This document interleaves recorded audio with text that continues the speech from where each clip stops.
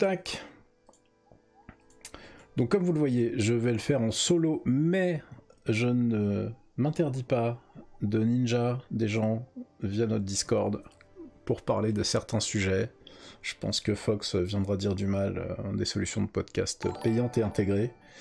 Et du coup, ça sera gratos pour dire du mal dans quelques temps. On va commencer par les jeux vidéo, par le gaming, comme on fait d'habitude dans notre petit stream, notre podcast, je veux dire hebdo, qui reviendra au mois de septembre. Normalement, peut-être pas la première semaine, on verra. On va s'organiser avec notre ami belge, actuellement en Belgique, incroyablement. Donc, Fasque avec... Fasque et moi, on va décider de tout ça plus tard. Donc là, on est good. Là, le chat marche. Donc, je vous lis presque en temps réel. Si vous voulez réagir, bah, faites-vous plaisir. Et donc, nous allons commencer par Monster Hunter qui va être en fond pendant tout le stream où je vais a priori faire tiep, puisque faire deux trucs en même temps, c'est très compliqué, surtout pour nous les hommes, puisque il paraît que nous ne sommes pas la race multitâche. Donc ça dégage. Ça dégage. Excusez-moi, je mets de l'ordre dans mes petits écrans. Paf. Et je vais même me mettre dans ce chan. Tac, voilà. Eh bien, nous sommes prêts, impeccable. Donc, première sortie, premier sujet, Monster Hunter que vous voyez à l'écran, qui était incroyablement donné comme un risque pour Capcom, puisque nous sommes les extraordinaires visionnaires des banques, pour ne pas citer de nom, enfin les mecs qui sont là pour gérer les gros sous avaient dit ah, ça risque de ne pas marcher, donc évidemment si vous suivez un peu l'actu, vous savez que depuis hier Monster Hunter World sur PC est le plus gros carton japonais sur Steam, et du coup tout va bien pour eux, et ils sont en train d'en vendre des palettes, puisque c'est un jeu complètement parfait pour les gros nerds du farming, qui sont quand même nombreux sur PC, on va pas se mentir. Du coup, ceux qui ne connaissent pas du tout la licence, on va vraiment y aller très... J'ai fait 6 heures de 6 heures de stream hier soir dessus, entre amis, en détente, avec des fabuleux fails, des morts absolument pourris. Donc on va expliquer vite fait le concept, c'est assez simple. Vous avez un personnage qui est un petit scénario qui va vous permettre de découvrir le monde et les gameplays, les mécaniques du jeu.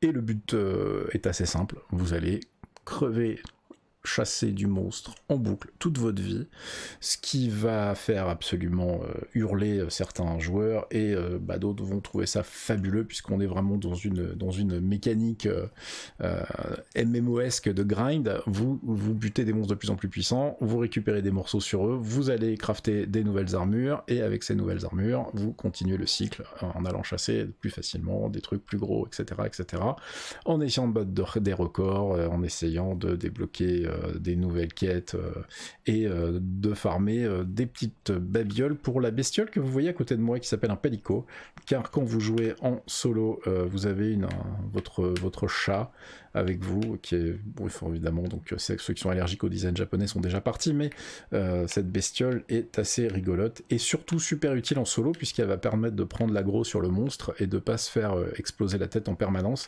ce qui vous donne le temps d'aiguiser vos armes et de boire des potions quand vous avez pris des coups, etc. Donc là je suis dans le hub sert en fait à faire comment dirais-je, l'intendance. Ici on récupère certaines quêtes, ici on peut acheter des objets pour fabriquer différentes babioles, et comme on est au début du jeu, il y a plein de trucs manquants, donc là normalement il y a un mec qui vient de temps en temps. Ici il y a une mamie qui va s'installer avec son gros chaudron pour crafter des gemmes que vous aurez jamais, puisque évidemment il y a énormément de RNG dans le jeu pour booster ses armures, et on n'a jamais ce qu'on veut, c'est un classique. Là on est au tout début du jeu, donc j'ai vraiment pas débloqué grand chose. Là vous allez voir un truc classique, c'est-à-dire le panneau des quêtes. Il y a des différentes quêtes, ça c'est les quêtes qui font avancer l'histoire. Je suis en anglais pour l'instant avec les voix en japonais pour info. Ça c'est des quêtes annexes, des quêtes où on vous envoie faire des trucs divers et variés pour débloquer plus de recettes de cuisine, etc. Et ça, c'est il y a des investigations qui ne sont pas débloquées ici, où vous allez pouvoir aller chasser certains monstres, etc. Et des événements spécifiques, où là il n'y a rien, puisqu'on est au début du jeu. Et il y a encore plus de quêtes différentes, mais il faut monter en level pour les débloquer, et finir surtout le scénario principal, ce qui vous prend entre 30 et 40 heures, avant d'être lâché dans la nature, et de rentrer dans la vraie phase de grind. Donc... on va se faire juste une petite quête, je vais regarder si j'ai un truc facile à vous montrer, sinon ça va être relou. Tac, tac, tac, tac, tac. Et donc oui, alors pour ceux qui voulaient regarder, si vous checkez les news aujourd'hui, vous allez voir que les ventes sont hallucinantes. Je crois qu'il est top 3, top 2, sur Steam aujourd'hui, je sais plus à quel niveau il était, mais c'est violent. Donc c'est assez efficace là. Ah bien joué Fox, on se lève à 15 h, bravo. Bravo, bravo. Alors... oui, le multi fonctionne sur PC, on a eu des problèmes hier soir, mais c'est revenu, les serveurs de Capcom ont explosé, moi-même sur PS4 ça ne marchait pas, donc c'était un peu compliqué, et là maintenant c'est bon, donc je pense qu'ils ont eu un big souci, et maintenant c'est corrigé.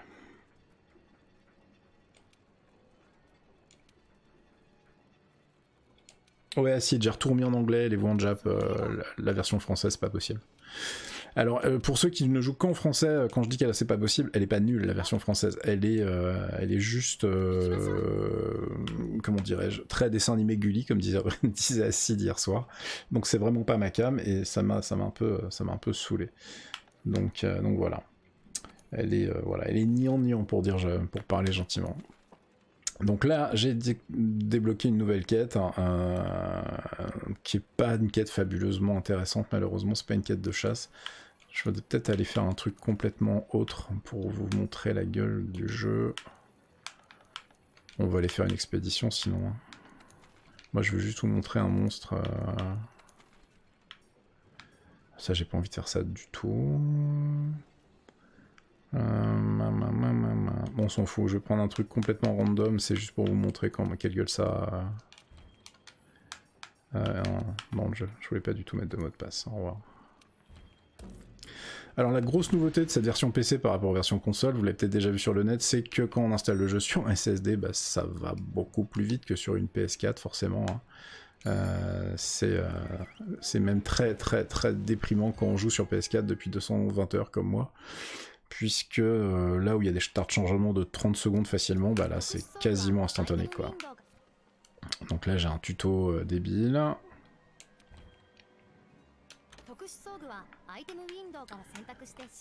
Ah, kudasai. Bon, j'ai mis la version de Jap parce que les voix anglaises sont pas mal, mais sont pas beaucoup mieux que la VF, hein, pour info. C'est pas non plus mortel. Ouais, Morph, alors j'ai mis le stream en 1080 parce que du coup ça permet aux gens qui ont des connexions un peu moisies, surtout en vacances, de le suivre, et puis ça fait du bien à ma machine qui est très contente de ne pas avoir à trop bosser au passage, et du coup c'est pas plus mal. Donc ça c'est une des premières zones du jeu, c'est pas la plus belle, mais elle est assez représentative de ce qu'on peut avoir sur PC. Là moi je joue en 2560, c'est downscalé chez vous, donc en 1080p sur vos écrans. Le but du jeu ça va être aussi de ramasser ces saloperies là, donc qui sont des traces de monstres, et plus vous accumulez de traces de monstres, et plus vous pouvez suivre directement les monstres et les faire apparaître sur la carte automatiquement, à très haut level évidemment, pour l'instant c'est pas le cas vu que j'ai redémarré le jeu sur PC. Et sur la carte vous allez voir directement en live les icônes des monstres, où est-ce qu'ils vont, etc. Alors ça c'est du gibier de base, pas du tout des monstres, du coup ils ont très peu d'intérêt à part se faire bouffer certaines fois par des méchantes bestioles. Ah oui non mais les tutos je les ai fait 50 fois à Nusul, donc ça devrait aller. Et surtout j'ai même pas lu la quête, donc je ne sais pas ce qu'il faut faire. Et donc dans le jeu, à part les combats, il y a des trucs très rigolos dans l'environnement lui-même, qu'on trouve pas du tout dans la copie dont on a parlé sur Geekzone déjà, qui s'appelle Dauntless. La copie PC, c'est par exemple ce genre de bestiole qui sert strictement à rien comme ça quand on se balade, sauf que si on est en train de se bastonner avec un monstre, genre lui là, ça c'est un monstre de base. Si jamais on tape dans la bestiole, ça fait un nuage. Et si le monstre passe dedans, en fait, ça va l'immobiliser, parce que c'est donc une grenouille paralysante qui, quand on l'emmerde, relâche ce gaz. Et ça, en combat, savoir exploiter l'environnement, bah, ça permet d'avoir un avantage assez inattendu, on va dire, dans les bestioles. Donc c'est vraiment pas mal, quoi. Ça c'est pareil, hein. C'est des bestioles complètement basiques qu'on peut massacrer en boucle. Il y a des quêtes qui vous obligent à aller les flinguer. Vous remarquerez que mon chat accompagnateur n'aime pas se mouiller, donc du coup il est en bateau. On va vous montrer. Voilà. Donc il y a mais crève toi. Je suis en train de montrer des trucs aux gens. Donc voilà, vous avez plein de petits détails dans l'animation, dans la façon dont se comporte le jeu qui sont assez impressionnants.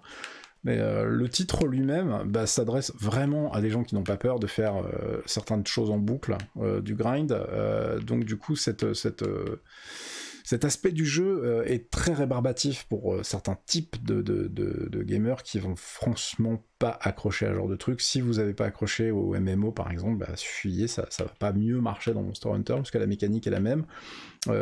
C'est un peu comme un MMO où il y aurait que des combats de boss à 4 maximum ou en solo, et du coup bah, si vous êtes hermétique à ce genre de gameplay, ça va pas fonctionner beaucoup plus pour vous. Donc voilà, donc pendant que je fais le podcast, enfin le stream aujourd'hui, je vais laisser le jeu en fond en me baladant un petit peu. Je vais pas faire grand chose parce que faire deux trucs à la fois c'est un peu compliqué, mais j'arrive pas à avoir je voudrais avoir un browser web pour vous montrer certaines choses en direct, etc. Mais c'est un peu pénible de streamer l'écran, je trouve ça moche. Je préfère mettre ça en fond en fait, donc voilà. Donc si vous avez des questions, bah, n'hésitez pas sur le chat parce que normalement il y a très peu de délai.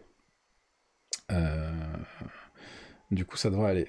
Donc sur le débit de la vidéo, ouais, je suis un peu haut peut-être. Vous me dites, si vous voulez que je coupe, je peux faire ça aussi. Hein.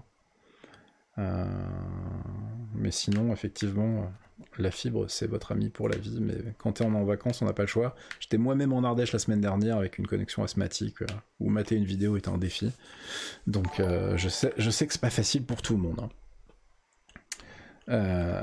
Bref, donc ça c'est effectivement comme le dit Dark sur le chat, c'est 8 millions de ventes console depuis janvier, donc c'est quand même pas mal. Et vous allez avoir à mon avis des chiffres assez intéressants côté PC très très rapidement.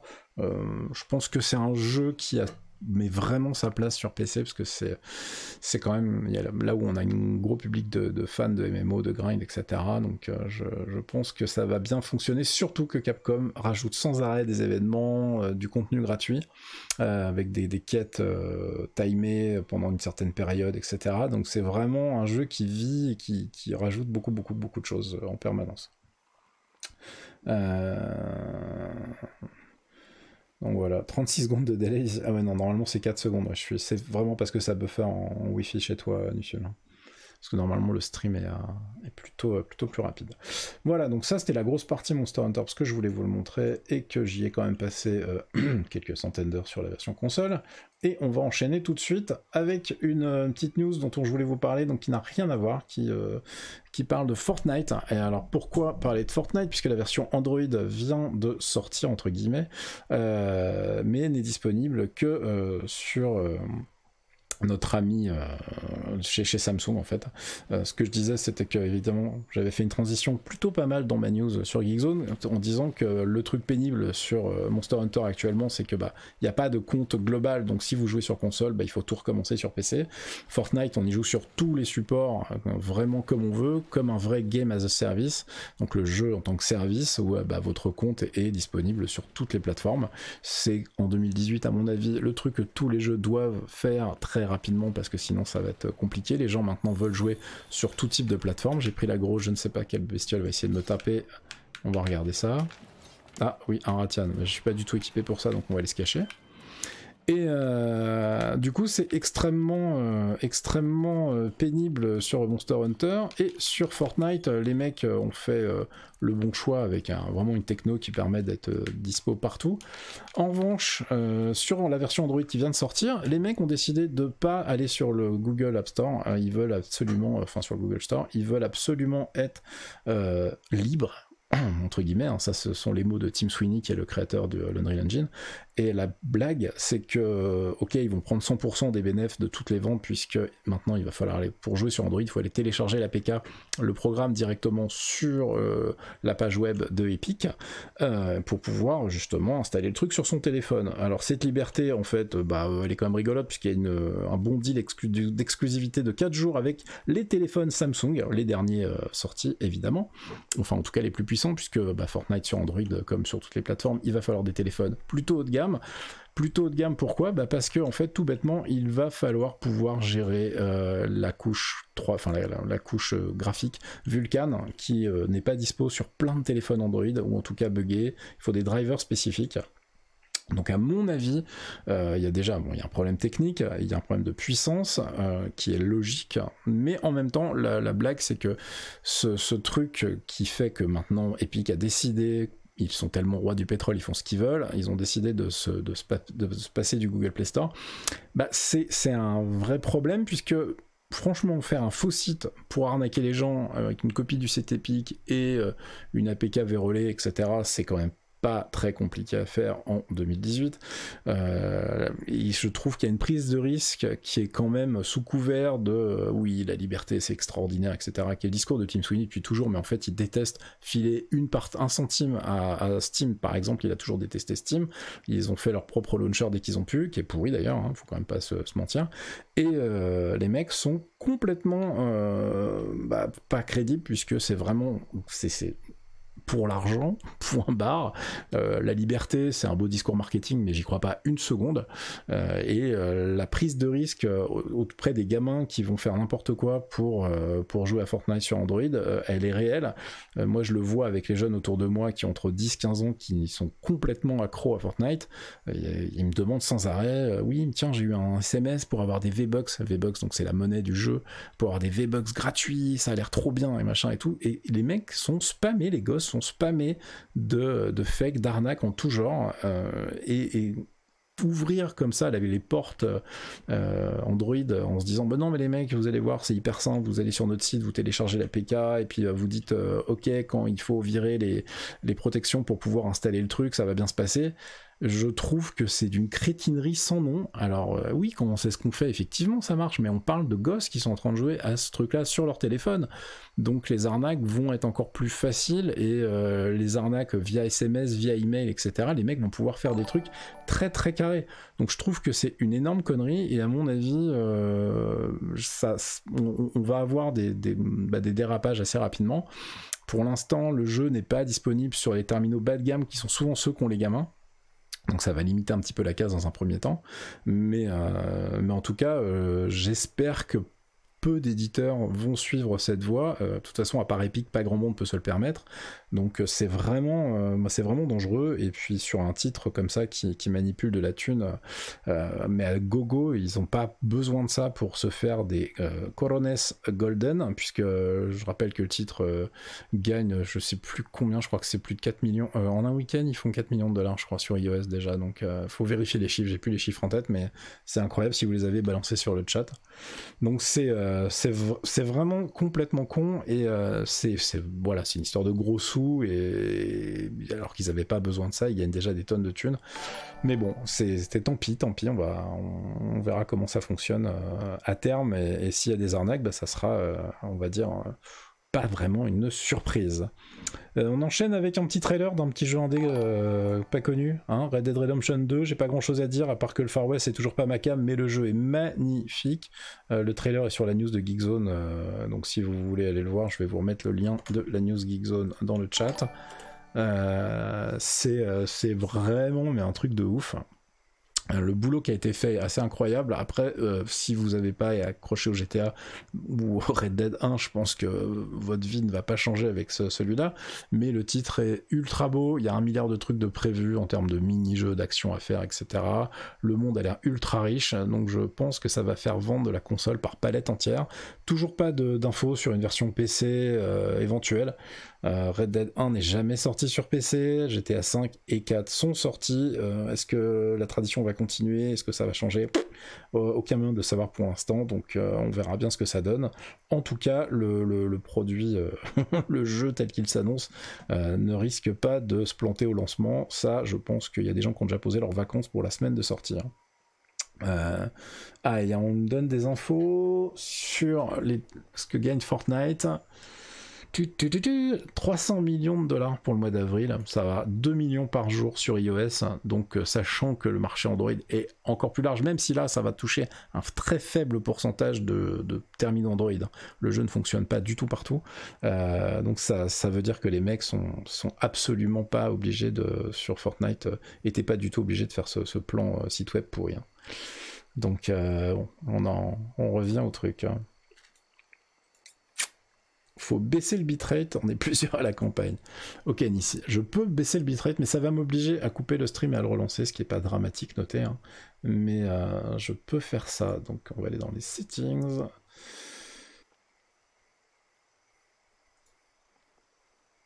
And back. Alors vous allez me dire si c'est mieux,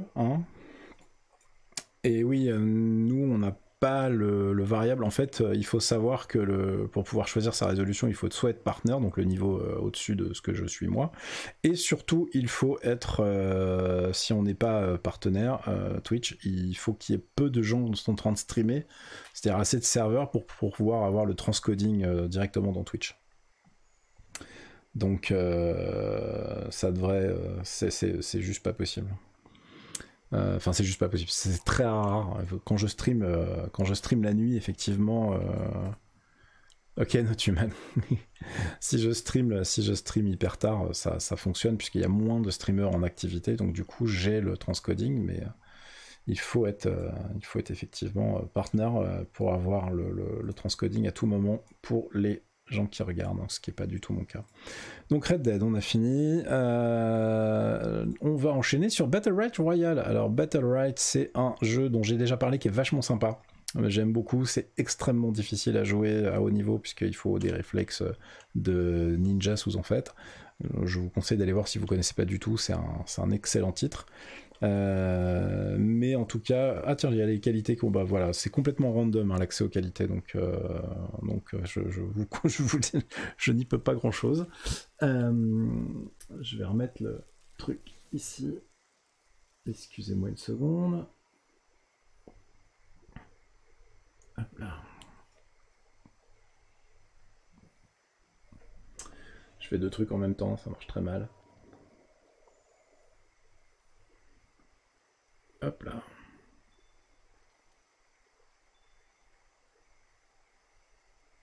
Bon, ça va, en plus, c'est pas trop moche.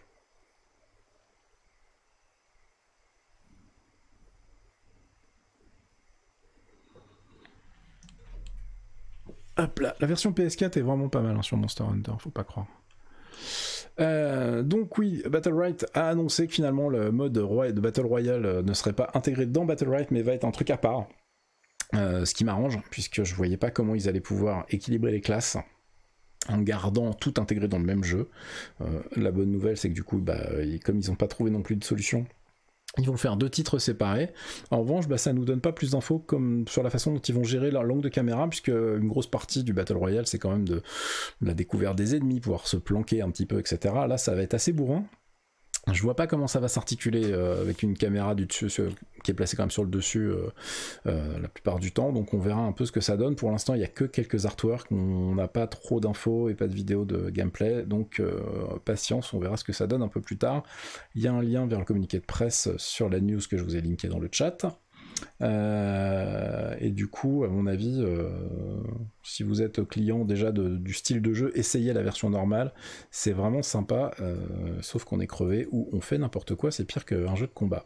Petite blagounette, on va parler de Distance 1.0. Alors ça me fait marrer parce qu'en fait le jeu est annoncé pour une sortie donc en version def entre guillemets 1.0 le 18 septembre et du coup j'ai été vérifié sur nos amis de chez Kickstarter et j'ai backé ce ersatz de Wipeout avec des bagnoles futuristes en 2012 ou 2013, donc juste après Star Citizen et donc ça m'a fait marrer et les fans de Star Citizen donc peuvent reprendre espoir hein, puisque tout arrive.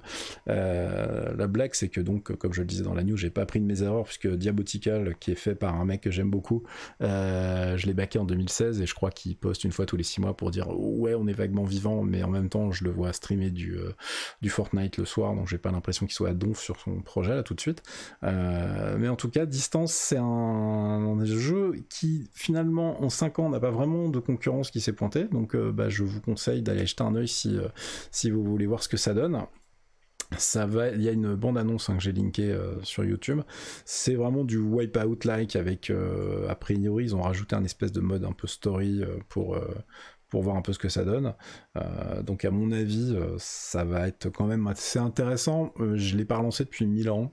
Si je pouvais jongler entre les jeux, je l'aurais peut-être lancé pour voir la gueule que ça a, là, mais là, je vous avoue, j'ai la flemme. Et on va finir avec un petit copinage pour vous annoncer que Gladiabots est disponible en Early Access sur Steam. Alors Gladiabots c'est fait par un copain qui a vraiment fait un boulot de ouf sur ce jeu où on peut en fait programmer des robots avec une IA visuelle. C'est pas trop compliqué à gérer même si ça devient assez balèze dans les niveaux un peu élevés. Et le créateur du jeu est sur Geekzone, donc il s'appelle GFX47. Si vous avez des questions, vous pouvez aller le titiller sur le thread qu'on avait fait en annonçant le jeu, et on fera certainement un stream avec lui pour qu'il nous explique exactement comment ça fonctionne, d'où vient l'idée, etc. À la rentrée, pour maximiser un peu la visibilité du truc, parce que vraiment son jeu est super intéressant. Je suis assez impressionné du boulot qu'il a accompli tout seul sur ce produit. C'est quand même un boulot de ma boule d'aller faire un jeu tout seul. C'est pas le premier pote que j'ai qui fait ça, mais moi ça me scie les pattes à chaque fois, quoi. On m'annonce que Kickstarter c'est 65% de fail rate. Pour l'instant je m'en suis pas trop mal sorti hein. À part tout est sorti à part donc Diabotical et surtout évidemment Star Citizen, mais on a dit qu'on disait pas de mal aujourd'hui, donc on va être gentil. Ouais, Nusul, bon, en 5 ans, si personne n'a fait de Wipeout aussi, c'est que ça n'intéresse pas grand monde, c'est pas faux, mais c'est aussi pour ça qu'on attend toujours en F0 par exemple, hein, je dis ça, je dis rien. Quand ça sort, ça intéresse pas mal de monde, mais finalement, c'est pas les titres qui cartonnent et qui sont faciles à faire évoluer en 2018, c'est pas les trucs qu'on la méga cote, hein, donc on verra bien ce que ça donne. Vous m'en voulez pas, je vais aller choper un peu de miel hein, en attendant. Il faut farmer. Ah tiens, je viens de voir sur mon téléphone que Capcom a essayé de m'appeler.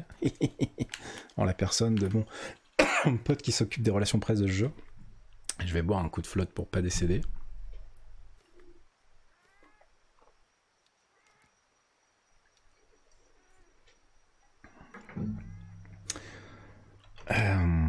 Ballistic NG, ouais, alors celui-là j'y ai pas du tout joué, donc je sais pas ce que ça vaut, mais il y en a un, de toute façon c'est des jeux qui intéressent un certain public, mais il y en a pas des millions. On va enchaîner, on va sortir des jeux vidéo et on va enchaîner avec les apps pour parler d'une app que vous connaissez tous qui s'appelle Discord. Discord en fait, on avait vu le coup arriver, mais maintenant on savait déjà qu'on pouvait voir qui jouait à quoi, etc. Et on se disait, ah là là, mais Discord cartonne tellement que qu'est-ce qui se passerait s'ils se mettaient à vendre des jeux? Et bah ça tombe bien, ils vont se mettre à vendre des jeux. Alors pour l'instant c'est en bêta et c'est disponible que pour à peu près 50 000 utilisateurs en Amérique du Nord. Et ça va être pas du tout comme Steam, hein, ça sera une plateforme avec des jeux qu'ils ont sélectionnés. Là le truc qui est en avant c'est l'excellentissime Dead Cells, j'en parle pas cette semaine, mais Dead Cells est sorti en version hors Early Access, terminé entre guillemets, mais avec encore des évolutions à venir, sur Steam et compagnie cette semaine, allez-y, c'est du tout bon. Et ils vont donc mettre en avant comme ça dans Discord certains jeux, ils sont en train de tester la plateforme, et s'il y a bien des mecs qui sont capables de faire transpirer Steam, c'est eux. Donc on verra ce que ça donne à terme, mais en tout cas la gueule que ça a pour l'instant me paraît plutôt pas mal. Moi j'en ai un peu évidemment marre d'avoir 50 milliards de launchers, mais il faut bien se rappeler que le concurrent de Discord est chez Twitch justement.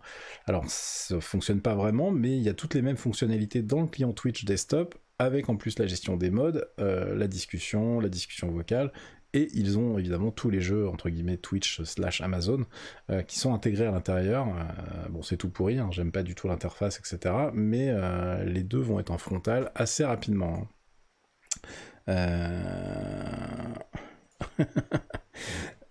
Non, je pense pas qu'il va sponsoriser le stream. Mais bon, non, Steam va transpirer tranquillement, hein, je te rassure. Hein, donc, à mon avis, il n'y a pas de souci. Du coup, bah, non, je sais pas du tout si ils ont prévu d'étendre la bêta à d'autres titres très rapidement, mais en tout cas, c'est à mon avis le truc à suivre. Est-ce que Steam est en danger? Non, pas du tout, hein, pas avant très longtemps, mais en tout cas, contrairement au launcher Ubisoft, lol, ou un truc du genre, c'est les seuls à pouvoir aller taper dans toutes les crèmeries pour faire un truc qui fonctionne. Maintenant, tout le monde est tellement à cheval sur son launcher et tout le monde est en train de construire des précarés chez eux, donc je sais pas, à part les jeux indés, je pense qu'ils vont pas avoir accès à énormément de choses, ça va être assez compliqué. Et après, nous allons enchaîner sur encore. Alors, si mon Fox veut venir nous parler de ça, tu te connectes sur n'importe quel chan du Discord Geekzone et je te drop dans le bon truc. Il est arrivé instantanément, le mec. Parce que nous allons parler donc de Encore Podcast et du petit monde du podcast. Il y a plein de choses à dire, mais on va déjà vous expliquer à quoi ça sert et quelles sont ces monstruosités. Alors attendez, bougez pas, il y a un accent du sud qui va arriver dans le stream. Hop là, 1, 2, 1, 2. On va voir si on l'entend déjà, ça va être la bonne question. C'est pas gagné, hein. C'est pas gagné. Ah, on n'entend pas, drame. C'est le drame, parce que mon microphone fonctionne, mais le desktop pas l'air d'être extraordinaire. Alors, attends, bouge pas, Fox. J'essaye de faire un truc. Parce que moi-même, je ne t'entends pas dans mon truc, donc il y a un problème. Ah si, je sais où il y a le problème. C'est pas facile d'être noob. Bougez pas. Tac. Vas-y, reparle. Est-ce qu'on l'entend cette fois? Ouais. Ah, beaucoup mieux.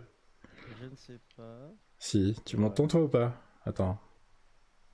Ah maintenant c'est lui qui moi je m'entend. t'entends très bien. Ah bah ça y est, moi je t'entends. Normalement je vais te remonter un petit coup dans Discord, histoire d'eux, mais... Alors attends, sur le stream, est-ce que vous fais-moi une belle l'entendez? phrase, Claire, pour voir. Test. Ah, c'est magique, maintenant je t'entends plus. Alors attends, je vais couper le son du jeu.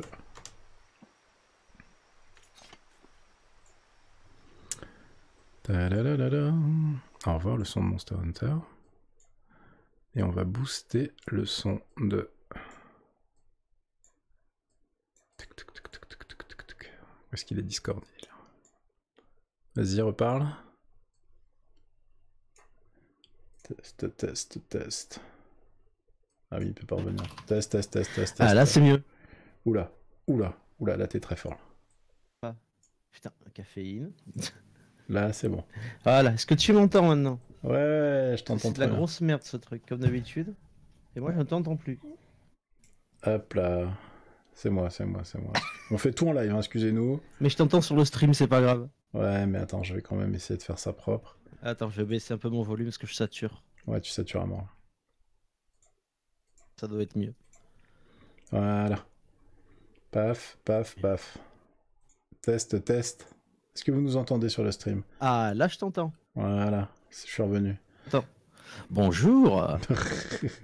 Alors attends, parce que du coup, toi, j'étais hyper fort ici. Et je ne Je vais sais te remonter un peu de mon côté parce que j'étais un peu faible. pas. Ah, ok. Ah, c'est bon. Allez, c'est bon. Apparemment, tout le monde Je crois t'entend. qu'on est bon. Ouais, tu satures à mort, en tout cas chez moi, mais je sais pas si Attends, je vais me rebaisser. Est-ce que c'est mieux comme ça? Ouais, je sais pas. Dans le stream, c'est vous qui jugez, hein, parce que moi, j'ai pas le retour direct. Attends. Je vais dire un truc et je vais voir si je suis fort. Non, mais c'est bon, là. Non, les gens disent... Enfin, a priori, les gens ont l'air de dire que ça va. Fort sur Discord, en fait. C'est peut-être toi qui avais monté mon son et je sature. Ouais, attends, je vais regarder. C'est peut-être moi qui t'ai mis à... Ah oui, oulala, c'est moi. Voilà, ouais. je t'ai remis à 100%. Voilà. Tu m'étonnes. Ok, sur le stream c'est bon, ça ne sature pas, c'est propre. Donc, nous allons parler podcast, et nous allons parler de quoi? Nous allons parler, bon, je présente vite fait le produit, ça s'appelle Encore Podcast, le truc dont on parle aujourd'hui. Encore Podcast, c'est une application et un site web, etc., qui sert à la base à faire vos podcasts, les doigts dans le pif, directement d'ailleurs depuis votre iPad, si vous voulez, et à les uploader, et à les distribuer automatiquement en passant par leur plateforme. Donc tout est gratuit, donc déjà c'était louche, les mecs ont la main sur vos podcasts, en revanche, puisque tout est hébergé chez eux. Et le but du jeu maintenant, et on sait enfin comment ils vont gagner de l'argent, c'est qu'ils ont mis en place une espèce de Patreon, dans le sens où vous pouvez rémunérer directement les podcasts que vous écoutez, et c'est pas les premiers, ce ne sont pas les premiers à faire ça, et à mon avis ce ne sont pas les derniers, et bah évidemment le truc c'est que eux, ce qu'ils voudraient bien, c'est que non seulement vous fassiez les podcasts avec leur application, mais en plus que vos auditeurs du coup soient en train d'utiliser leur application pour écouter vos trucs, puisque c'est comme ça qu'ils peuvent vous payer, ce qui imite le choix de pas mal de monde. Donc déjà ça pour moi c'est niette, parce que je veux pouvoir utiliser mes propres softs et faire ce que je veux avec ma vie, mais du coup voilà, ça c'est un des trucs qui commence à se passer sur le monde du podcast, et ce ne sont pas les seuls, n'est-ce pas Fox? Alors ouais, non, c'est un peu un enfer depuis. Ça fait déjà pas mal d'années que ça a commencé, il faut le dire, parce que en France aujourd'hui, tu as beaucoup de boîtes de podcasts qui se lancent. Notamment, alors je parle en tant que patron de Kawa, parce que je suis le nouveau patron, mais bon voilà, on peut en parler pour les clairvoyants, parce qu'on s'en occupe aussi. Il y a pas mal de boîtes de FDP, hein, pour être très clair, donc des fils de rien, hein, qui se permettent des trucs aujourd'hui en pensant qu'il y a un marché énorme sur le podcast. Alors, le marché existe aux US, voilà, pas ailleurs. dans les pays anglo-saxons, puisque dans les autres pays, le podcast c'est un truc, voilà, on n'est pas très nombreux, hein, pour être très honnête. Et puis il n'y a rien à vendre, quoi, la plupart du temps. Ah oui, bah il y a quelques mecs qui gagnent de l'argent, mais ils sont 12, en comptant les radios qui vendent le c'est truc. surtout Béja. Ouais, Il y a voilà. Patrick qui gagne du pognon, mais lui, ça fait 10 ans qu'il en fait, quoi. C'est le papa d'Azeroth, donc bon, déjà. Voilà.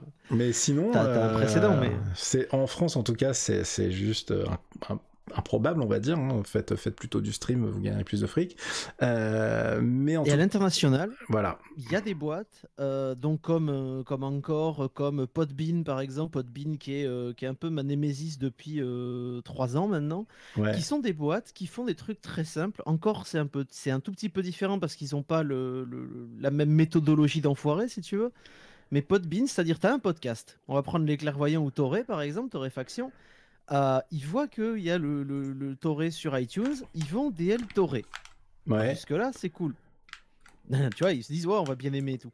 Et après, ce qu'ils font, c'est qu'ils récupèrent tout ton flux podcast et ils l'intègrent sur leur site en créant une page pour ton émission et ils te disent, ah ben, si ce show est à toi, viens le réclamer. Tu pourras bénéficier des services de Podbean et monétiser ton podcast comme tu le veux. Sauf qu'ils t'ont jamais demandé de créer une page épisode sur leur truc et tu te retrouves avec une publicité à la con que tu vas trouver sur un site à 2 balles, tu vois, et tu vas voir que Geekzone est sur Podbean, rejoins-les. Ah non mais au secours, je suis quoi. pas d'accord. Donc ça fait quand même 4 fois que moi je les nuke, que ce soit pour GZ ou pour Kawa. Hein, non, mais... chaque fois, parce que et je fais un batch familial, tu vois, j'y vais, je mets les 2 bras dedans à chaque fois. Et ils en ont rien à foutre parce qu'ils réuploadent ça toutes les 3 semaines. C'est ça. Et ils te disent que c'est les users. Et encore un peu le même système. Sauf que eux, ce qu'ils disent, ouais, on est gratuit. Mais c'est, comme tu disais, Caf, c'est pas gratuit du tout. Non. Parce que le premier truc où t'es privé, c'est la gestion de tes flux podcast. Merci. Voilà, c'est le nerf de la guerre. C'est le nerf de la guerre aujourd'hui, parce que tout le monde veut tes flux podcast. Les gens, ils s'en foutent limite de ton contenu. Tu prends des boîtes comme Pipa, par exemple. Ouais. Pipa qui a ramené chez elle quasiment 50% des boîtes de podcast français. Ceux de 404 sont partis là-bas. Il y en a plein d'autres qui vont là-bas maintenant aussi. Pourquoi? Parce que Pipa te promet un truc. Tu payes un service minimal par mois, tu vois, genre une dizaine d'euros. Donc le créateur ça t'évite de payer le serveur et tout. En tant que créateur. Ouais, voilà, le créateur paye le Pipa. Donc ok, très bien. Et donc ensuite, déjà, ils prennent tes flux podcast, ils s'occupent de tout. Donc t'as plus de frais d'hébergement, le reste, ok. Mais t'as plus la liberté sur tes trucs. Et en échange de ça, ils te disent oui, mais on peut t'aider pour aller sur Spotify. Parce que tout le monde veut aller sur Spotify. Enfin, ils ont ouvert les podcasts en France, c'est très récent, parce que ça fait 2 ans que c'est sur les US. Moi, j'avais l'accès sur mobile depuis les US aussi. Et c'est vachement bien, c'est très intéressant de pouvoir écouter des podcasts sur Spotify. Mais il y a un truc avec Spotify, l'argent il vient comment? Ouais. Là, déjà pour les créateurs musicaux, c'est compliqué. C'est ce que j'allais dire. De podcast, tu vois le merdier un peu. Alors... Et du coup, toutes ces boîtes là où je suis très vénère sur Encore et par exemple, pareil, hein, on est super vénère avec le Radio France américain NPR. Ouais. Qui a monté sa propre plateforme aussi, parce qu'ils se sont regroupés en fait pour monter une plateforme pseudo-nationale de podcast, mais qui est gérée comme une startup nation d'enfoirés. Le truc, c'est qu'au final, quand tu fais du podcast, le but, c'est d'avoir la maîtrise sur ta prod. C'est différent d'une boîte de musique quand tu fais de la zik. T'essayes de vendre ta musique au plus de monde possible, donc tu finis par passer par un label, tu crées ton label, ou tu passes par une major. La major, évidemment, elle va te faire du fric, mais elle va en prendre beaucoup. Là, c'est un peu la même chose, mais en pire, pour ma part. Ouais. Puisqu'ils te prennent tes flux podcast, ils te prennent toute ta création, tu peux pas te barrer avec. Parce que si jamais tu payes plus l'abonnement, par exemple pour Pipa ou pour un autre, bah t'as plus rien. En fait, ce que j'allais dire, moi j'ai pas vu de trucs d'export comme on fait pour récupérer ces stuff et de se barrer. Enfin, après ça doit être possible, j'ai pas cherché à mort, mais je trouve backup de shit de base. Ouais, c'est là que c'est gênant. La prise de risque, elle est réelle, quoi. Donc bon, Ah non, mais c'est plus qu'une prise de risque. C'est, à mon sens, c'est céder la propriété de ton podcast en quelque sorte. Moi, je le vois avec Kawa, qui est un network et qui est une asso. Quand une émission rentre sur Kawa, on héberge les épisodes et tout. Là, il y a par exemple, tu vois, il y a Comics Outcast qui s'est arrêté, ils se lancent en solo de leur côté. Ils récupèrent leur flux. Oui, bien sûr. Ils ont récupéré leur truc. Yann, il fait la transition et tout. C'était pareil pour les démons, tu vois. Il y a du boulot de transition parce qu'il faut gérer les pages iTunes et tout le merdier et tout. Après, il y a des émissions qui sont produites par Kawa et dans Kawa. Je pense par exemple à TVNR qui est né par Lou et Alvin et qu'ils ont transféré à l'assaut. L'émission, elle partira jamais, tu vois. Mais du coup, quand il y a des émissions qui sont produites en interne, elles sont produites en interne. Et on a cette puissance de network qui fait que nos flux, on les protège. On va pas donner 11 ans de boulot, tu vois, en mode les mecs, allez-y, servez-vous, prenez nos flux, faites-en ce que vous voulez. Non, mais après, si jamais il y a une merde, ça n'a rien à voir. Pas tes flux. Ouais, bien sûr, mais après, la problématique est pas là du tout la même. Les mecs arrivent en se disant, ok, nous, on va offrir un service avec une contrepartie, et donc effectivement les mecs sont pas là, c'est pas la Croix-Rouge, tu vois, mais là où le banking est gênant. Ouais, non, mais c'est surtout la façon dont les mecs essayent de te loquer et de loquer les auditeurs, et c'est là où je trouve ça vraiment super dangereux. Dans le cas d'Encore Podcast, la problématique, c'est que si vous voulez rémunérer les mecs que vous écoutez, les mecs te disent, bah oui, très bien, c'est hyper simple avec leur application. Non, mais ouais, c'est le même problème sur NPR. Voilà, faut utiliser leur soft. Donc oui, c'est plus compliqué avec Patreon, mais Patreon, tu fais ce que tu veux. Oui, la curation, la mise en avant, évidemment, les mecs, c'est pareil. Et là, c'est le problème, parce qu'imagine que tu sois pas d'accord avec un truc, ou que les mecs décident de faire des OP, exactement comme YouTube le fait avec les trous de balles, genre Cyprien et compagnie, tu vois. Tu vas toujours les voir en home, et tu verras jamais le mec que tu cherches ou le mec que tu suis, tu le verras pas en home, parce que il est pas aussi bien ou il est pas aussi performant que un tel ou un tel. Et tu verras toujours les gros podcasts qui ont déjà une masse critique d'auditeurs et qui font plus ou moins du fric qui vont être mis en avant. Et là, c'est un gros problème parce que le podcast, avant tout, c'est l'indépendance et la pluralité. Si tu en fais un business et que tu mets juste les trois connards, genre Slate US, quelques trucs du NPR et puis un autre truc sur la même plateforme, enfin, on est bien plus loin que Steam et le même système avec les clients de jeux, en fait. Exactement. Sauf que là, ton jeu, il est Steam only, un peu comme les jeux qui sont Origin only. Sauf que, voilà, Origin, il crée les jeux, il les paye et il les édite. Alors que là... ça me ferait chier d'avoir un truc... Steam, c'est mondial, mais un deuxième Steam où t'as... qui mettent pas en avant les trucs, quoi. Ce serait débile. Là, la problématique, c'est qu'on est sur une problématique d'éditeur, un peu comme les mecs qui faisaient l'édition de disques en allant chercher les artistes, etc., mais en prenant le produit final et en le mettant en avant s'ils ont envie. Donc, il n'y a aucun support derrière, voilà, c'est juste de l'hébergement. Il y a de l'hébergement, et puis encore une fois, après, derrière, on va loquer les trucs. Donc, il y a plusieurs produits qui sont exactement en train de faire ça actuellement, dont vous l'aurez compris, on n'est pas très fan. encore podcast, il y a une vraie il y a un vrai intérêt au produit pour les producteurs, les mecs qui veulent faire leur podcast dans leur coin tranquillou avec très peu de moyens. Alors bon, ça fait des produits à la qualité un peu douteuse, on va pas se mentir, mais oui, on peut produire son truc de A à Z avec un iPad, super. Maintenant, tout le côté monétisation est quand même super dangereux. Je pense que ça va être assez casse-gueule. Moi, je pense qu'ils On l'a vont vu avec Tipeee. US. Ouais, mais alors la problématique, tu vois, c'est qu'aux US, et moi, c'est ce que je reproche à ce que j'ai lu sur quasiment tous les sites ricains, les mecs sont super, on se mouille pas, donc ils sont en mode genre oh là là, c'est vachement bien le produit, il est complet, blablabla, et les mecs n'abordent pas du tout la problématique de liberté finalement dans leur discours. Ça les intéresse pas. Il n'y a aucun journaliste qui en parle, et je trouve ça un peu dommage. Mais en tout cas, bon, voilà, vous avez notre point de vue, messieurs dames. On a été assez clair, je crois. C'est vraiment de la merde, et je pense en France on n'a rien dans ce goût-là de prévu parce que il faut des moyens. Il y a eu des tentatives. Moi j'ai eu pas mal de contacts de Français qui montaient exactement ce genre de truc. On en a envoyé chier gentiment parce que tu vois, nous ça nous intéressait pas, mais les mecs étaient complètement dans ça quoi. Podbean, ils ont fait leur trad du site française et ils attaquent généralement et fréquemment des trucs comme Radio France. Podbean, ils ont tellement les burnes en acier trempé qu'ils vont aller piquer les flux de Radio France et qui créent des pages Radio France. Ok, pourquoi se priver? Pourquoi se priver? C'est-à-dire qu'un mec qui a un mail, tu vois, un mail Radio France, même si c'est un grouillot, tu vois, ou un stagiaire, il va réclamer la page Radio France ou France Inter. Il va dire, ouais, j'ai un mail Radio France, c'est mon podcast, je suis le producteur, machin. Et hop, vas-y, donne la maille à papa. Incroyable. Donc non, les mecs c'est le Far West. Les mecs font un peu leur vie, c'est génial. Moi, je suis assez admiratif de ce genre de blaireau, c'est incroyable. Donc voilà, continuez d'utiliser votre appli de podcast adoré, continuez d'utiliser Overcast si vous êtes sur iOS, qui est moi mon appli préférée. Podcast, des trucs comme ça qui sont carrés.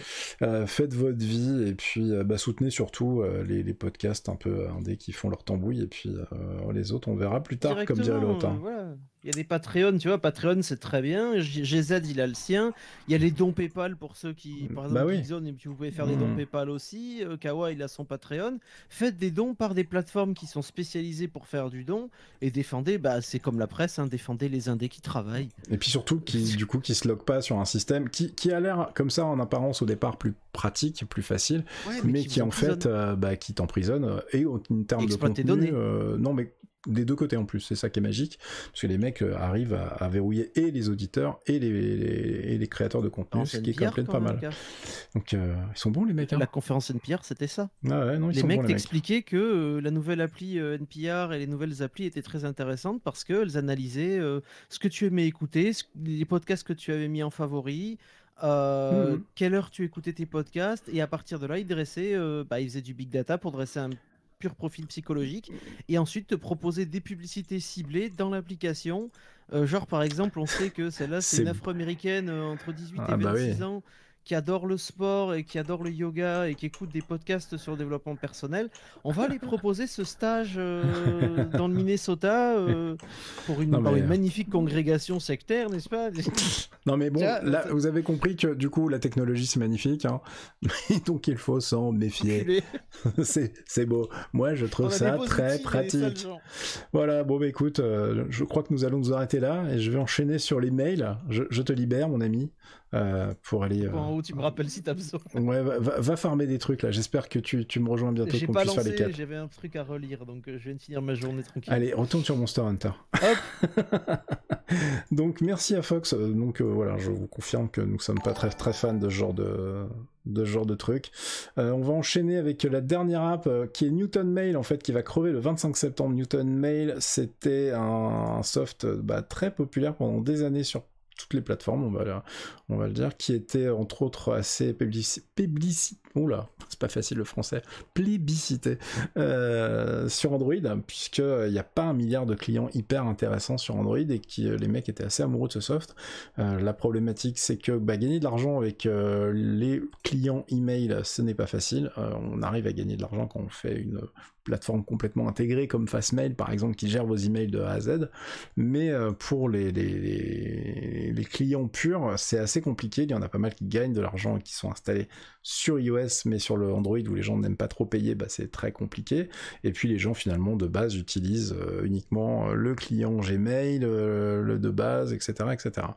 Donc sur iOS, les gens sont très contents généralement des clients mail de base aussi, donc c'est assez compliqué de gagner du fric avec ça, et le business model mis en place par Newton Mail n'a pas du tout fonctionné.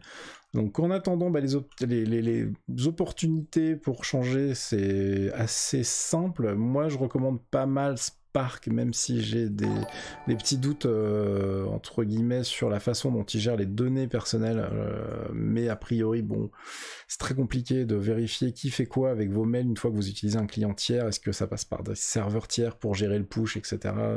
Tout le monde n'est pas clair sur ces histoires. Sur iOS, il y a pléthore d'offres, il y a Airmail qui est très bien, il y a Canary Mail qui est pas mal, etc. Sur Mac et iOS en général, il y a pas mal d'options qui sont vraiment intéressantes. Spark, là pourquoi je vous en parle, parce qu'en fait il va débarquer sur Android normalement en fin 2018, peut-être début 2019. Ils ont mis en place un système pour pouvoir porter les applications iOS vers Android de manière assez facile. Alors, je fais des guillemets, des R guillemets à côté de mon micro. En tout cas, le produit est plutôt propre, et eux, leur business model, il est bon, alors il est réel, mais maintenant compliqué. Mais ils ont besoin du coup que Spark fonctionne partout, puisqu'ils veulent pouvoir faire en sorte que les gens discutent directement de la création d'un email ou en team dans le client email. Donc imaginez un Slack dans votre client d'email. Est-ce que ça a un intérêt? Oui et non, mais je pense que sur les gens qui font énormément de conversations et qui ont un workflow qui tourne autour des emails par exemple, avec de la relance client, etc., ça peut fonctionner plutôt pas mal. Je pense que en tout cas le produit est très propre, donc ils ont une réelle opportunité. Mais c'est pas non plus la panacée, et je sais pas du tout comment ça va fonctionner. La grosse différence, c'est qu'ils n'ont pas du tout que ça comme produit dans leur escarcelle. Donc Spark, c'est un des produits de la boîte en question. Je pense que les mecs peuvent faire leur beurre avec ça. Et oui, effectivement, Kelly, il manque le petit bouton R guillemets. Je pourrais te balancer une petite animation, parce que je le dis à peu près toutes les semaines, voire 2 ou 3 fois par podcast ou par stream. Donc c'est ma spécialité. Donc voilà, c'est fini pour les applications. Si vous avez vu d'autres trucs passer aujourd'hui et que vous voulez en parler, faites-vous plaisir, n'hésitez pas. Si vous avez des suggestions pour les clients email tiers qui fonctionnent bien sur Android et où on sait à peu près où vont vous donner vos données, n'hésitez pas à les partager. Et sur le forum, il y a un flux de discussion, hein, donc je veux dire, sur la news, il y a un thread de discussion pour partager un peu les bons plans. On n'a pas trop utilisé les commentaires sur cette news pour le moment. Moi j'espère qu'en tout cas il va y avoir un peu d'action autour de ça, parce que je suis pas fan du design des applis Google en général. Donc sur Android, les choix sont quand même très très limités. Surtout si vous utilisez un client comme, un service comme Fastmail, où vous voulez avoir un client complet qui gère tout ça, c'est pas évident de trouver un truc qui soit vraiment très efficace. On va switcher sur la culture, et c'était juste pour vous balancer un lien de notre ami Dave Grohl, qui a fait une sorte de vidéo lettre d'amour à la musique qui est extraordinaire. Ça fait à peu près une demi-heure. Dedans, il y a 8 minutes de présentation du projet, et pourquoi il a fait ça, etc. Et la musique, pourquoi c'est génial et pourquoi il faut en faire, qui est assez inspirante. Et si vous faites de la zik, ou si vous avez arrêté, vous allez avoir envie d'y retourner assez rapidement. Le truc est vraiment super bien fichu, et vous allez avoir ensuite un morceau incroyable de 23 minutes instrumental, où Dave Grohl, il y a 8 Dave Grohl qui jouent le morceau, et vous avez les 8 premières minutes, vous avez une sorte de behind the stage qui est en même temps que le discours de motivation autour de la musique, qui est vraiment super bien fichu. Si vous n'avez pas vu la vidéo, écoutez, je vous ai mis le lien dans la news Geekzone. La blague, c'est que ça m'a permis de dépoussiérer Capzone, sur lequel j'avais rien posté depuis pratiquement un an, donc faites-vous plaisir. Mais effectivement, Dave Grohl président, je crois que tout le monde est d'accord, que ça soit Fox, Jayon, je crois qu'on est tous, j'ai pas trouvé de gens qui n'aiment pas ce mec en fait, et je vois pas comment on peut ne pas aimer ce gars. C'est juste incroyable ce qu'il fait, et je voudrais bien remettre le son du jeu derrière. Tiens, je vais en profiter, je vais remettre un peu la musique de Monster Hunter, comme ça vous allez avoir le fail mission dans pas longtemps en plus, ça va être parfait. Je suis dans ma grotte, ça fait un petit bruit d'ambiance ASMR, c'est parfait. Hop là. Et on va passer, alors comme la culture généralement c'est Fasque qui nous parle de séries télé, de choses comme ça reviendra dans le podcast, mais là j'ai pas le temps de regarder de beaucoup de trucs, donc ça va être très court, et on va enchaîner directement sur la tech. Et pourquoi on va parler de tech? Parce qu'on va pouvoir parler de Magic Leap. Alors Magic Leap, c'est rigolo, c'est un truc qui a levé 2,3 milliards de dollars aujourd'hui, au jour d'aujourd'hui à peu près, qui promettait depuis des années la révolution dans le domaine de la réalité virtuelle et de la réalité augmentée, et le produit est enfin disponible à la vente, disponible pour une somme modique, alors pas disponible partout, donc c'est presque sorti. Apparemment, c'est disponible que dans certains états aux US pour l'instant, si j'ai bien suivi, mais la chose ne coûte que 2295 $. Alors, la bonne nouvelle, c'est que tout est intégré, vous n'avez pas besoin de le brancher sur un PC ou quoi aux caisses, mais 2295 $ pour un truc qui va servir à rien, puisque les premières démos en plus sont excessivement décevantes. Si vous allez sur la news et que vous parlez anglais, que j'ai linké sur Geekzone, vous allez voir qu'il y a plusieurs news linkées sur le papier, enfin plusieurs tests linkés sur le papier de Gizmodo, entre autres le test de The Verge qui est, comment dirais-je, assez peu impressionné par la techno.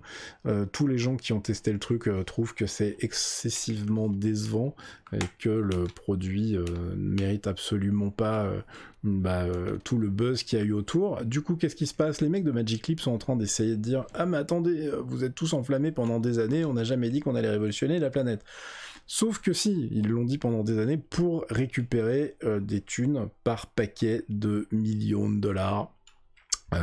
Donc maintenant que tout le produit est sorti, ils essayent de dire bah non mais attendez mais pas du tout, vous vous êtes enflammés, nous on voulait juste faire un truc qui fait avancer le marché. Bon, bullshit. On est tous d'accord que c'est un énorme bullshit. Je pense que c'est un discours qu'on entendra si un jour Star Citizen sort de sa phase de pipeau.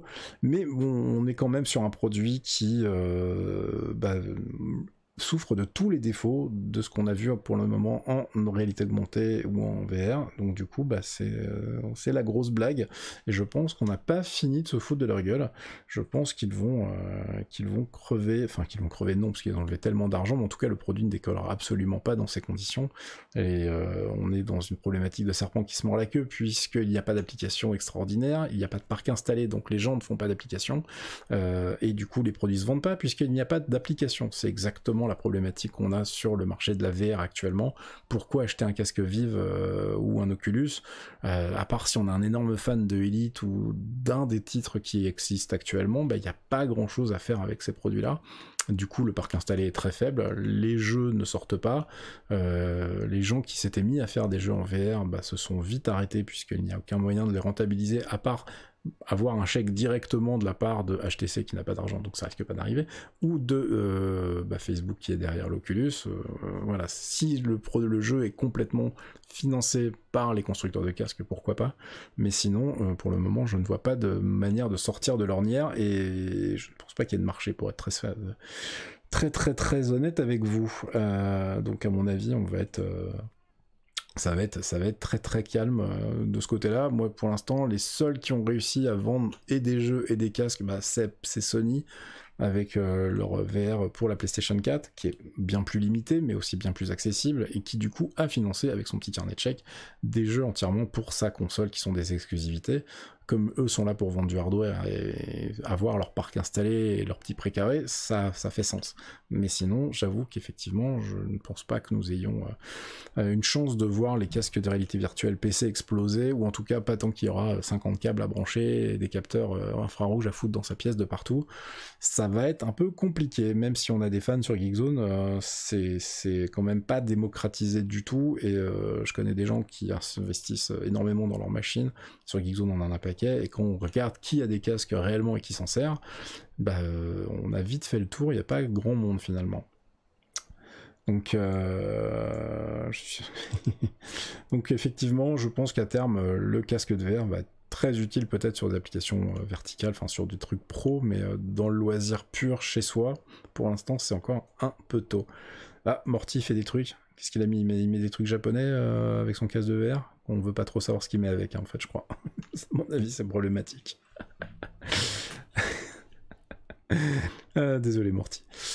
Du coup, voilà, donc on verra bien ce que ça donne. Mais si vous voulez vous marrer, allez voir les reviews de notre ami le Magic Clip, et vous allez voir que on est passé de la révolution, enfin ça sent la révolution pétard mouillé à plein nez. La surprise est à peu près nulle, hein. On se doutait bien que ça serait un peu le cas. Si vous avez d'autres sujets que vous voulez aborder, vous pouvez les balancer sur le chat maintenant. Je vais juste terminer peut-être avec un mot sur l'embrouille autour de justement d'Emu Paradise, on avait parlé dans ma news. Actuellement, il y a pas mal d'éditeurs et de gens du jeu vidéo qui s'excitent contre les sites de ROM dans le monde du rétro gaming, Nintendo en tête. Alors c'est logique et en même temps pénible, c'est que les mecs vont attaquer des gens qui sont en fait des amateurs qui s'occupaient d'un côté légalement de mettre en ordre et d'avoir des bibliothèques de jeux dans le rétro gaming, sauvegarder les jaquettes des jeux d'origine, etc., des trucs qui n'ont jamais été faits par les éditeurs, et de l'autre côté des fois gagner de l'argent avec des sites web un peu douteux où on pouvait télécharger des ROM dont ils n'avaient pas les droits évidemment, mais qu'ils avaient pris soin de dumper et de mettre de côté. Et maintenant qu'il y a des gens qui gagnent de l'argent avec le rétro gaming, salut Nintendo, salut Good Old Games, enfin GOG, etc., cette scène du rétro gaming qui se met à rapporter du fric devient un problème pour ces sites d'amateurs qui se font pulvériser avec des lettres d'avocats bien senties, puisque les mecs sont en train de se dire mais attendez, on a les droits sur ce truc là, on avait perdu le jeu mais merci de nous l'avoir donné, merci d'avoir créé l'émulateur gratuitement pour nous, et puis derrière on va récupérer tout ça et on va vous la mettre bien profond parce qu'il n'y a pas vraiment d'autres mots. Donc c'est un peu moche ce qui se passe, on est dans une zone grise puisque évidemment les autres faisaient de l'argent ou en tout cas travailler à partir de produits dont ils n'ont pas les droits, mais les autres n'en faisaient rien. Donc là, ils sont en train de récupérer le boulot des amateurs qui font ça depuis des années par passion, et de se barrer avec la caisse. Donc c'est pas tout blanc, tout noir, en fonction des sites, évidemment. En plus, ça va être compliqué de dire c'est des gentils, c'est des méchants, mais quand je vois ce qui se passe avec, par exemple, des gens comme Libretto, qui sont à l'origine d'énormément de boulot et d'émulateurs sur la scène, et je trouve que c'est vraiment abusé. Je pense qu'il y a de quoi faire un podcast complet avec notre ami Quix par exemple, qui lui connaît très bien parce qu'il participe en plus à Libretto, etc. Mais je suis assez dégoûté de ce qui se passe actuellement, quoi. Tout le monde savait que c'était légal, Nusul, oui, bien sûr, mais les mecs, en attendant, ils récupèrent le boulot des passionnés, puisque en fait, les mecs n'avaient même pas leur propre ROM, parfois. C'est pas eux qui ont développé les émulateurs, ils récupèrent les émulateurs du domaine public, où les mecs ont mis les sources en accès libre, en mode genre, nous, on est des gentils. Et les gars font leurs produits avec, donc c'est quand même un énorme foutage de gueule derrière, en envoyant des lettres d'avocats en disant oui, alors c'est gentil, tu me files la caisse et maintenant toi tu fermes ta boutique. Génial, mais du coup c'est quand même du gros foutage de gueule de professionnels. Je trouve que c'est quand même abusé. Donc tout le boulot d'archivage, c'est pas eux qui l'ont fait, le boulot de maintien, c'est pas les éditeurs qui l'ont fait, mais maintenant, évidemment, capitalisme roulaise, les mecs débarquent avec leurs gros sabots et ça va être assez moche, donc je sais pas du tout comment ça va se passer à terme, mais je suis quand même très très déçu de la façon dont c'est géré. Donc voilà, écoutez, si vous avez d'autres sujets, on peut en débattre, n'est-ce pas? Faites-vous plaisir. Sinon, écoutez, s'il n'y a pas de choses qui arrivent, je pense qu'on a fait une petite heure de podcast. De stream, pardon, j'ai pas l'habitude, ça devrait largement suffire. Fasque, si t'es dans le coin et que t'écoutes, tu peux te connecter sur Discord, si t'as du matos, je te ferai un petit coucou, et puis sinon, je pense qu'on va s'arrêter là, et puis on préparera certainement un truc pour la semaine prochaine, je ne pense pas, pour celle d'après, on va essayer de faire un truc pour la Gamescom, pour parler des news de la Gamescom, et le podcast lui-même devrait reprendre tranquillement en septembre. Pour l'instant, j'ai pas la date comme je vous le disais en début de stream, mais Torréfaction, on va le remettre sur les rails en début d'année, enfin à la rentrée je veux dire, et puis voilà, et puis sinon Fox, comme tu le dis, on va tous aller jouer à Monster Hunter et ça va bien se passer. Déjà, ah oui, ah puis il y a la QuakeCon aussi, tout bientôt. Il y a aussi un énorme tournoi de Dota, hein, si vous connaissez pas, The International. Dota 2 à la fin de la semaine, à la fin du mois, ça va être rigolo. Je pense qu'on en parlera un petit peu, surtout qu'il va y avoir un match entre les IA et enfin des IA entièrement contre une des meilleures équipes. Ça va être assez rigolo, je pense. On va bien se marrer. Surtout qu'a priori, les IA sont d'une violence rare. Je vais récupérer. Hop. Non, personne s'est connecté, donc tout va bien. Sur ce, je vous souhaite un excellent week-end. Ça va bientôt être l'heure de l'apéro, j'espère que vous êtes prêts. Ah oui, dans 20 minutes, il y a la QuakeCon, et Dota, c'est le 20... Ah oui, déjà le 20 D'accord, 20 août, ok. Merci Fox. Et voilà, et puis bah, sinon, je vais streamer certainement du Monster Hunter un petit peu ce week-end, je ne sais pas. J'aimerais bien streamer du Dead Cell, mais je suis tellement nul que je ne sais pas si je dois vous infliger ça. En tout cas, je vous rappelle que ce petit jeu français, si vous aimez bien les roguelikes, allez-y, c'est vraiment, vraiment super bien fichu. Et voilà, sinon on se dit rendez-vous dans 15 jours, la semaine prochaine uniquement s'il se passe des trucs vraiment ouf. Et puis bah, sinon sur ce stream, bah, je stream des jeux sur lesquels je suis assez nul généralement, mais on rigole beaucoup. Et on dit beaucoup de gros mots, donc voilà, si vous voulez follow, bah, faites-vous plaisir. De toute façon, on vous spamme pas, puisque je stream très rarement. Ce n'est pas mon métier. Ok, vous auriez pas compris. Donc voilà. Fox, bon, dépêche-toi de farmer ton perso, qu'on aille faire 2-3 quêtes ensemble, que je rigole et que je vois ton Astéro H à l'œuvre, ça me fera marrer. Et puis voilà, donc Monster Hunter PC, c'était le fond d'écran, mais j'ai pas trop joué parce que c'est vraiment compliqué de faire 2 trucs à la fois.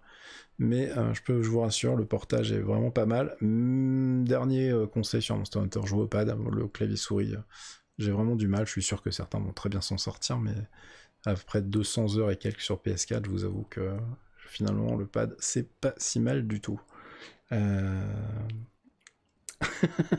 Oui Marmot, t'inquiète, on va faire ça. Sympa le lobby Archéon. Eh dis donc, t'as dormi Archéon, hein? Pour la petite histoire, quand j'ai streamé cette nuit, Archéon a une petite insomnie que vous connaissez puisqu'il officie sur les clairvoyants. Et apparemment, il a eu une journée un peu longue. Non, il n'a toujours pas dormi. Donc on va enchaîner, et puis bah sur ce, je vous dis, je vais peut-être faire une quête ou deux, quelle heure il est 18h, je vais peut-être lancer une quête, je vais faire une petite pause, et puis balancer une quête en stream sur Monster Hunter. Mais en tout cas, Torréfaction c'est terminé, donc je vais changer le nom du stream, couper mon micro, faire une petite pause, et puis on se dit peut-être à tout à l'heure pour faire une quête tout pourri. Et peut-être que si vous êtes sage, tiens, j'emmènerai, pour rigoler, je streamerai peut-être du Warframe ce week-end si j'ai le temps, ou la semaine prochaine, mais pas tout seul, avec la team de Jalar et compagnie, puisque nous avons quelques gros nerds de Warframe sur Geekzone, et les mecs ont des setups complètement pétés, c'est assez rigolo à regarder. Donc ça peut être pas mal. Jalar qui a eu une très très grosse journée, puisqu'il a regardé le stream jusqu'à 5h du mat, et apparemment il a fait la sieste jusqu'à 16h. Bref, bon week-end à tout le monde. À tout à l'heure pour ceux qui veulent regarder encore un petit peu, on va se dire dans 5-10 minutes, pour du Monster Hunter en mode détente, rigolo. Fail noob, puisque là j'ai un peu la flemme de recommencer un perso, mais j'avais envie de voir la version PC quand même de près. Et puis on se voit, s'il se passe des trucs sur la QuakeCon, des annonces, on les fera en direct, vu qu'on sera en train de streamer Monster Hunter et que la QuakeCon commence là maintenant tout de suite. Donc au pire je récupérerai Fox et on commentera ça en mode complètement pété. Voilà, à tout de suite, à toute allure. Fun, je vous laisse dans le lobby, je coupe le micro et on se dit à tout de suite.